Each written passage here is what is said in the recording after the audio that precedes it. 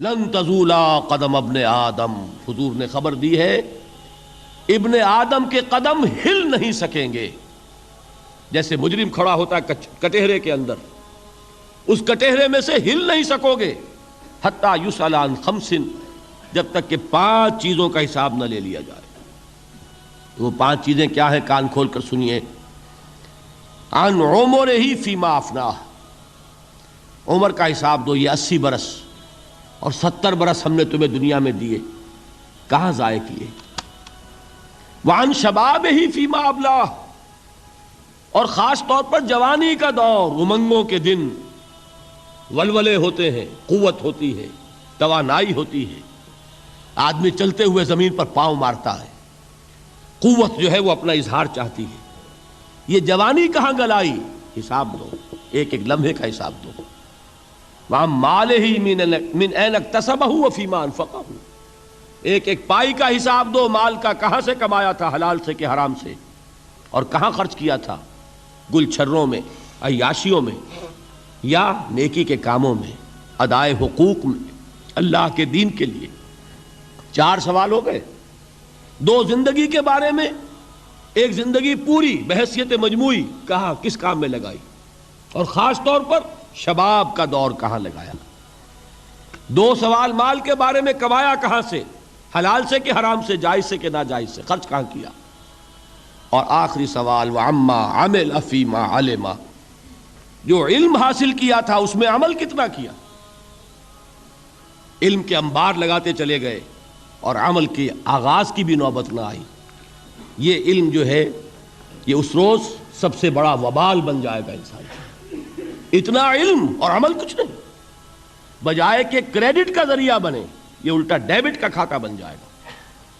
یہ جواب دہی کا احساس ہے کہ جس کی وجہ سے انسان کی ٹریجڈی جو ہے وہ دوہری ہے. کوئی حیوان اتنے بوجھ تلے نہیں، مشقت کی، محنت کی، اس زندگی میں ختم ہوئے، اس کے بعد کوئی محاسبہ نہیں.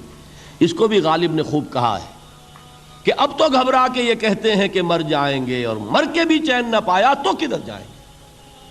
یہ ہے وہ ہیومن ٹریجڈی. اب میں آپ کو توجہ دلانا چاہتا ہوں. ایک تو گوتم بدھ کا فلسفہ، اس کے فلسفے کا مین تھیم یہ ہے سروم دکھم، آل از پین، آل از سفرنگ. اور اس نے جو بھی اپنی محنت کی یہ تو اللہ ہی بہتر جانتا ہے کہ اسے بعد میں ملا کیا اور کیا نہیں ملا. ایک بات آپ سے عرض کر دوں، گوتم بدھ کے بارے میں ایک بہت جید عالم میرے نزدیک بر صغیر پاک و ہند کے علماء میں، جو اس صدی کے علماء ہیں، ان میں ان کا بہت اونچا مقام ہے، مولانا مناظر احسن گیلانی رحمۃ اللہ علیہ. گیلان قصبہ ہے ایک بہار کا، وہاں کے رہنے والے تھے. ان کی زندگی زیادہ گزری حیدرآباد دکن میں، عثمانیہ یونیورسٹی میں استاد رہے. انہوں نے گوتم بدھ کے بارے میں یہ لکھا ہے کہ میرا یہ گمان ہے کہ وہ بھی اللہ کے نبی تھے، اور اس کی دلیل دی ہے. قرآن مجید میں ایک رسول کا ذکر آتا ہے، ذوالکفل، اور یہ ذوالکفل وہ ہے جس کے بارے میں ہمیں کچھ پتہ نہیں. قرآن مجید میں بھی ایک جگہ ذکر آیا ہے. نمبر 2 یہ کہ کسی حدیث میں اس کی کوئی ہمیں وضاحت نہیں ملتی، نہ حضور سے پوچھا گیا، نہ حضور نے اس کی وضاحت فرمائی. اب یہ ذوالکفل ہے کون؟ تورات میں جو نبیوں کے نام آتے ہیں ان میں سے کسی نبی کا نام ذوالکفل کے آس پاس نہیں بنتا کہ یہ سمجھا جائے کہ یہ اس نام کی بگڑی ہوئی یا بدلی ہوئی شکل بن گئی ہے. تو انہوں نے جو کہا ہے وہ بات وزنی معلوم ہوتی ہے اس اعتبار سے کہ کپل وستو، کپل، پے جو ہے وہ عربی میں ہے نہیں، وہ فے بنتی ہے. تو ذوالکفل کے معنی کفل والا، اور یہ کفل جو ہے کپل، کپل والا، جس کو ہم کہتے ہیں کپل وستو کا شہزادہ. تو انہوں نے یہ کہا ہے کہ گوتم بدھ کے بارے میں یہ خیال، یہ میں عرض کر دوں کہ اس کو ہم یقین سے نہیں کہہ سکتے، یہ ان کا گمان ہے، خیال ہے، واللہ عالم کہیں گے ہم، لیکن امکان ضرور موجود ہے. قرآن کہتا ہے وَلِكُلِّ قَوْمٍ ہاد، ہم نے ہر قوم میں ہادی بھیجے. وَإِن مِّن قَرْيَةٍ إِلَّا خَلَا فِيهَا نَذِيرٌ، کوئی بستی ایسی نہیں دنیا میں جس میں کوئی نہ کوئی خبردار کرنے والا نہ آیا ہو. تو یہ ممکن نہیں ہے کہ وہاں نبی نہ آئے ہوں، لیکن ان کی تعلیمات اتنی بدل گئی ہیں کہ ہم ان کو پہچان نہیں سکتے. حضرت مسیح علیہ السلام کی تعلیمات اگر عیسائیوں سے ہم سمجھیں تو کبھی بھی انہیں اللہ کا نبی نہیں مان سکتے. یہ تو قرآن مجید نے آ کر حضرت مسیح علیہ الصلوۃ والسلام کی اصل حقیقت ہمیں بتائی، ورنہ تو خدا کا بیٹا ثالث و ثلاثہ ان کو کیسے ہم مانتے، لیکن یہ کہ قرآن نے بتایا۔ تو جان لیجئے ہو سکتا ہے کہ گوتم بدھ بھی اللہ کے نبی ہوں، لیکن ہو سکتا ہے کہ درجے میں کہیں گے، یقین سے نہیں کہیں۔ بہرحال گوتم بدھ نے اس دکھ، رنج، صدمہ، غم جو انسان کا مقدر ہے اس کا مشاہدہ کیا، اور پھر تپسیائیں کی، علم حاصل کیا، رشیوں منوں کے پاس گیا، اس نے کوشش کی کہ معلوم ہو سیلویشن کا راستہ کون سا ہے، اس دکھ سے نجات پانے کی کوئی سبیل بھی ہے کہ نہیں، اس غم سے، اس نجات سے، اس اندوہ سے انسان کسی طریقے سے چھوٹ سکتا ہے یا نہیں۔ اسی کو سیلویشن کہتے ہیں انگریزی میں، اسی کو ہندی میں نروان کہتے ہیں، اسی کو عربی میں نجات کہتے ہیں۔ ان نجات معلقۃ بمجموع هذه الاشیاء، میں نے امام رازی رحمۃ اللہ علیہ کے الفاظ میں آپ کو وہ لفظ بتایا، نجات کی راہ۔ اچھا، جدید فلسفوں میں جن حضرات کو دلچسپی کی بات ہے انہی کے بارے میں یہ عرض کر رہا ہوں۔ جدید فلسفوں میں بھی ایک فلسفہ ہے وجودیت، ایگزسٹانشلزم۔ آپ نے نام سنا ہوگا سارترے، یہ فرینچ فلسفر، اور اس وقت دنیا میں جو نوجوان نسل ہے وہ بہت زیادہ متاثر ہوئی ہے سارترے کے فلسفے سے۔ کرکیگارڈ پرانے دور میں اور سارترے اس دور میں، ان کے فلسفے کا نام ہے وجودیت، ایگزسٹانشلزم۔ اس کا مرکزی خیال بھی یہی ہے، انسان کے لیے دکھ ہی دکھ ہے، صدمہ ہی صدمہ ہے، رنج ہی رنج ہے۔ صرف یہ ہے کہ کچھ حساس لوگ ہوتے ہیں وہ صدمے کو زیادہ محسوس کرتے ہیں، کچھ ذرا ان کی حس جو ہے وہ کچھ ڈل ہو جاتی ہے، کند ہو جاتی ہے۔ وہ جو غالب کا شعر میں نے آپ کو سنایا کہ مشکلیں اتنی پڑی مجھ پر کہ آساں ہو گئی، ورنہ یہ ہے کہ انسان سوچے تو دکھ ہے۔ اب یہ دکھ جو ہے اس سے نجات کا کوئی راستہ بھی ہے کہ نہیں، یہ کوسچن مارک ہے، جس کا جواب ہے تیسری آیت میں الا الذین آمنوا وعملوا الصالحات وتواصوا بالحق وتواصوا بالصبر۔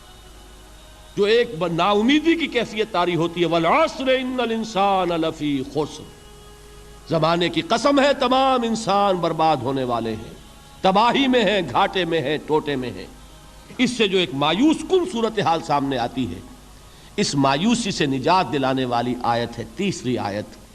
ایک راستہ ہے، یہ امید کی کرن ہے، تباہی سے بچ سکتے ہو، ابدی بربادی وہ بربادی۔ یہاں تو یہ ہے کہ ہم نے مشقتیں اٹھا لیں، فاقے جھیل لیے، تکلیفیں برداشت کر لیں، صدمے برداشت کر لیے، لیکن موت آئی، اس کا خاتمہ ہو گیا۔ لیکن اس کے بعد اگر خدا نہ خواستہ جہنم میں جھونک دیے گئے، وہ ابد الآباد تک کی، وہ ہمیشہ ہمیشہ کی جلن۔ قرآن کہتا ہے کہ اگر ایک کھال جل جائے گی، جھلس جائے گی، اللہ اور کھال دے دے گا۔ دیکھیے یہ بھی جدید دور میں آپ کو معلوم ہوگا، بورس بکائی نے جو کتاب لکھی ہے، دی فرینچ سرجن، اس نے ثابت کیا ہے کہ قرآن مجید نے جتنے نیچرل فینومینا کا حوالہ دیا ہے وہ بالکل سائنس کے مطابق ہے۔ آج ہمیں یہ معلوم ہے کہ حس جو ہے وہ صرف کھال میں ہوتی ہے، کھال حساس ہوتی ہے، کھال اتر جائے نیچے جو ہے گوشت جلے گا، آپ کو تکلیف نہیں ہوگی۔ معلوم قرآن نے کہا ہے کہ جب کھالیں ان کی جھلس جائیں گی ہم نئی کھال دے دیں گے، تاکہ وہ سوزش جو ہے، وہ جلن کا احساس برقرار رہے، وہ ختم ہونے نہ پائے۔ حالانکہ اس کی ضرورت نہیں ہے، اگر اندر کا گوشت بھی حس والا ہوتا تو پھر کھال دوبارہ عطا کرنے کی ضرورت نہیں ہے، گوشت جلے گا، اس سے بھی جلن کا اور سوزش کا احساس ہو جائے گا۔